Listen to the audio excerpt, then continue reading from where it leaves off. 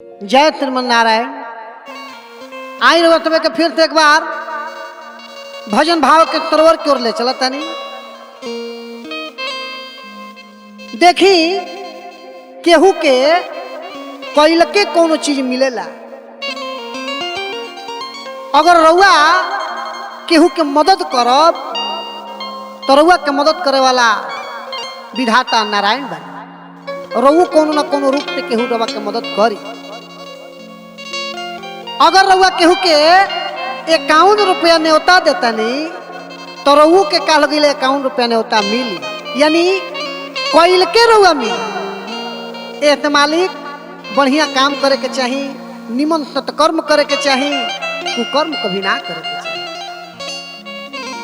निमन के फल निमन मिलेला। ऐसे मालिक एगो साधक अपना भजन के द्वारा संदेश रउआ के देते। गौर फरमाइए। काली जय तनधारी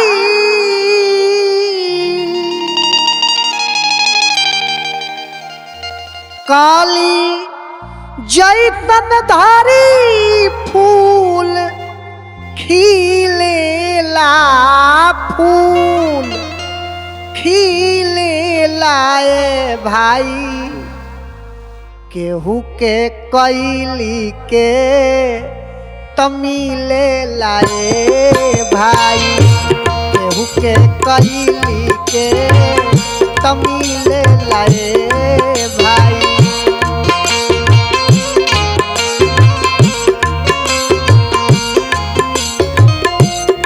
काली जय तनधारी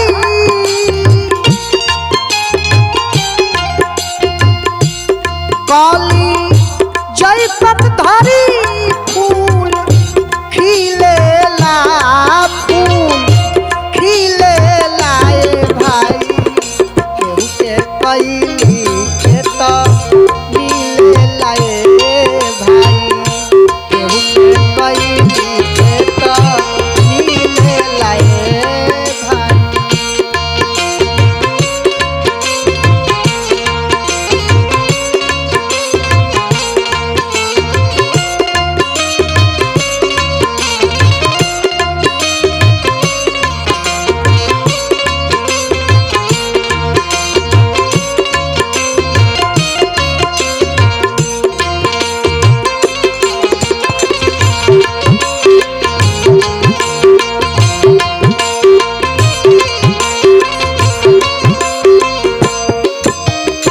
गीत के पद में साधक कहतनी,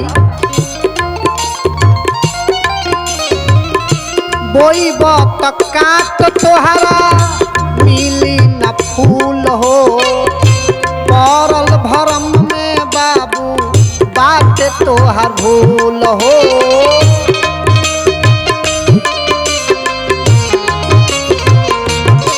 अगर काट बोब तो केवल फूल कहाँ से?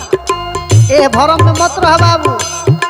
ऐसे वो चीज वो काम करो जो न काम के परिणाम तोहरा मिल सुंदर मिल। बोई बत काट तोहरा मिली न फूल हो, परल भरम में बाबू बाटे तोहर भूल हो।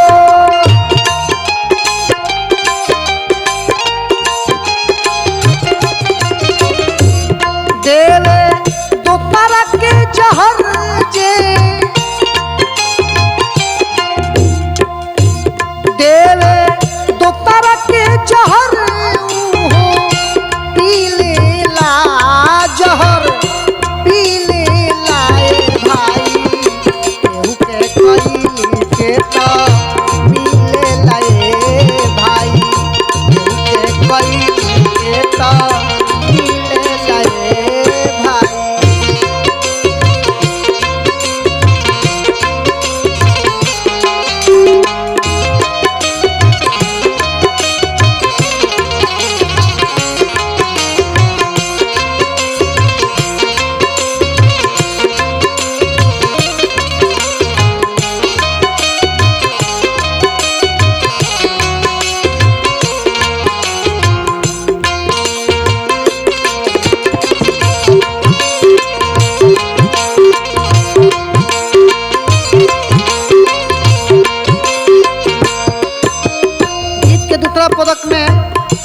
साधक कहतनी लूटे लाई जतो करो इज्जत लुटाला बने आन जान लोगवा कुछ ना बुझाला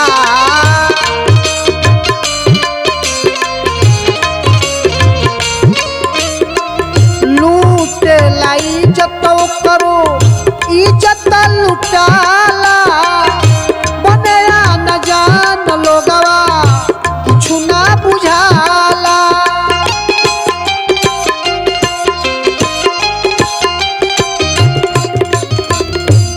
करे पुण्य के नाता मना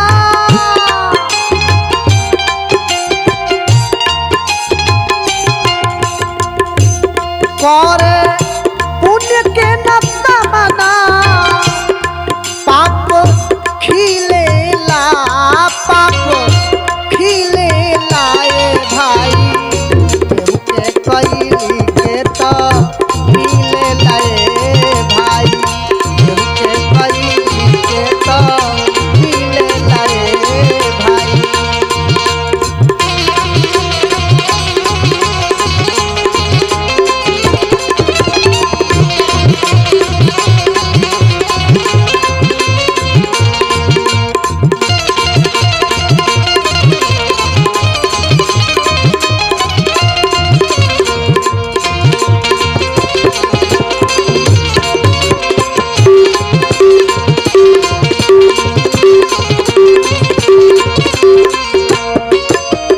गीत के अंतिम पद में साधक कहतन कि कलयुग है जे तुम करब तुरंत तोहरा सामने आई कवि के भाव बा कहे संतोष मंटू सब बतिया काचे कल युग में देर ना मिलेला हाथे हाथे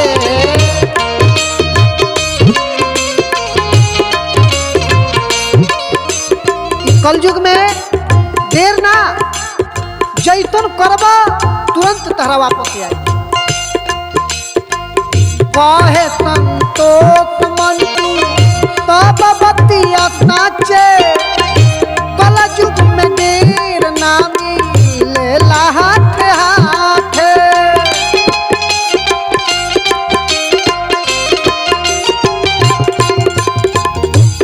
बड़ी